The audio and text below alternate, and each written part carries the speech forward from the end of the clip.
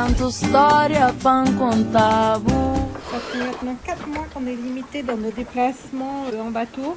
On voulait aller sur les Grenadines, mais il faut faire des tests Covid et une quatorzaine. On décide alors d'aller sur la côte au vent de la Martinique dans le mouillage de la baie des Anglais.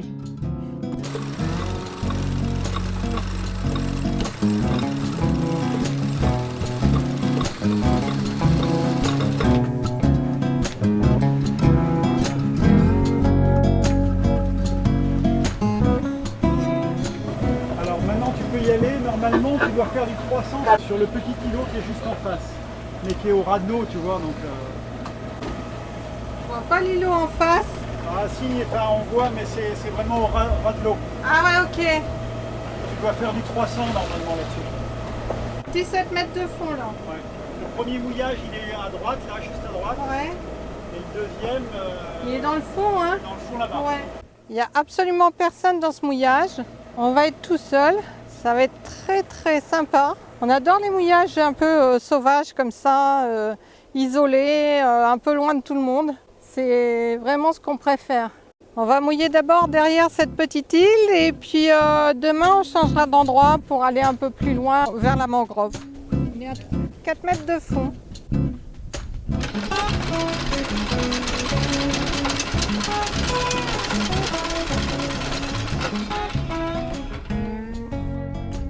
On est mouillé par 2 mètres d'eau, 2 mètres de hauteur d'eau. On a 25 mètres de chaîne, donc à mon avis, ça peut souffler. Hein. On tiendra bien. Mais en fait, ça ne va pas souffler cette nuit parce que là, maintenant, on est dans un alizé qui est vraiment très faible. Et on est tout seul, au milieu de ce cul-de-sac des Anglais, au vent de la Martinique. C'est vraiment super. C'est un coin qui est vraiment très joli, très sauvage. Il n'y a pas de route qui vienne. On est tout seul, c'est chouette. On vient de regarder la météo là et ils annoncent du vent, beaucoup de vent et d'orage pour cette nuit. On est mi-juin, donc le risque cyclonique va commencer à arriver en Martinique.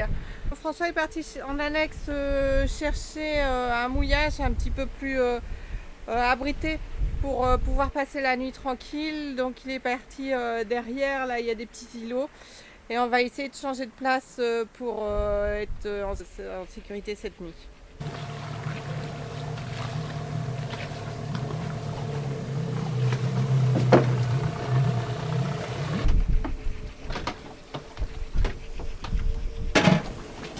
Parce que en fait, là on ne peut pas débarquer à cause des sargasses. Je n'ai pas trouvé d'endroit pour débarquer par là. Mais on ne peut pas débarquer pour la promenade. Mais non, là où on peut débarquer facilement, c'est au niveau des tables. Là. Les tables, ouais, mais ça rajoute beaucoup de kilomètres. Hein. On vient de changer de mouillage et on est bien abrité là au milieu de la mangrove. Je vais être plus en confiance ici que tout à l'heure devant toute cette étendue d'eau. Là, ça m'étonnerait qu'il nous arrive quelque chose. Là, on est venu s'abriter dans le cul-de-sac des Anglais parce que cette nuit, il y a une première onde tropicale qui arrive sur la Martinique, la première de la saison cyclonique, et ils annoncent du vent et beaucoup de pluie. Donc on est venu se mettre dans cette zone marécageuse. Là je pense que ça peut souffler, on ne devrait pas bouger. C'est notre première onde tropicale. Sur la Martinique, oui. Sur la Martinique. Le mouillage est mieux abrité, mais il pue la vase en fait. C'est pour ça qu'il n'y a personne qui vient.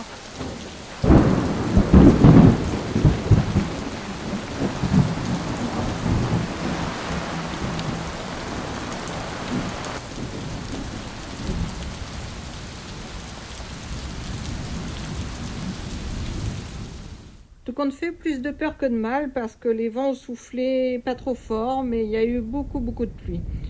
Le beau temps revenu, on décide d'aller jusqu'à la baie du François.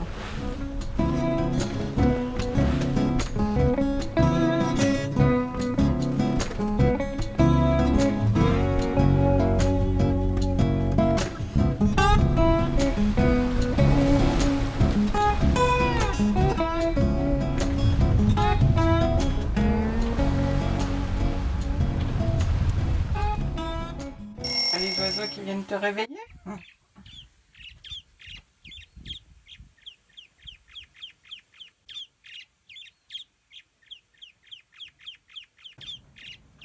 Nouvel équipier. On a un oiseau qui est rentré à bord. Il a chié partout.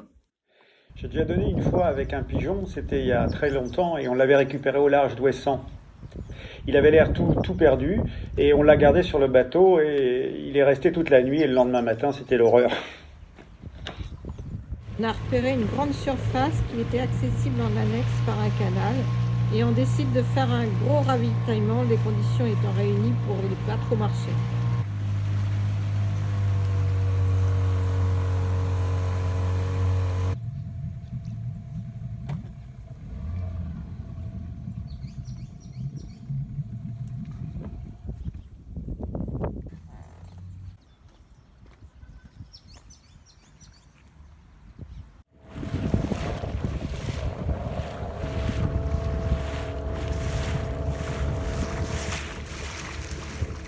On quitte le François, mais on était très concentré sur la navigation parce qu'il y a des cailles partout dans le coin et il faut bien suivre tous les alignements et toutes les bouées parce qu'on voit que ça déborde et ça déferle sur les cailles, donc on fait attention à ce qu'on fait.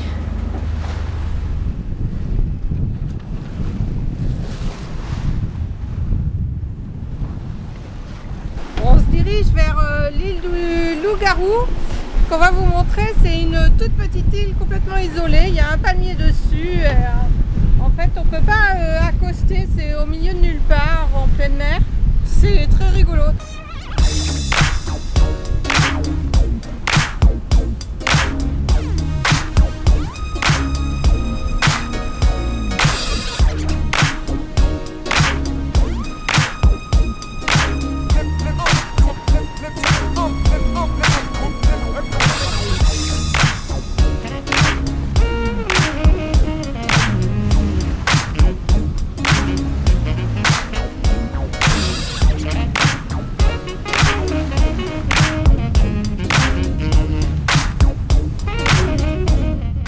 De l'île, on rencontre un kitesurfer qui nous ouvre la voie.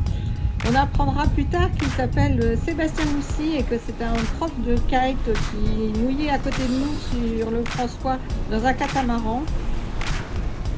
J'ai pu le retrouver et lui envoyer toutes les vidéos de ce que j'avais filmé sur lui.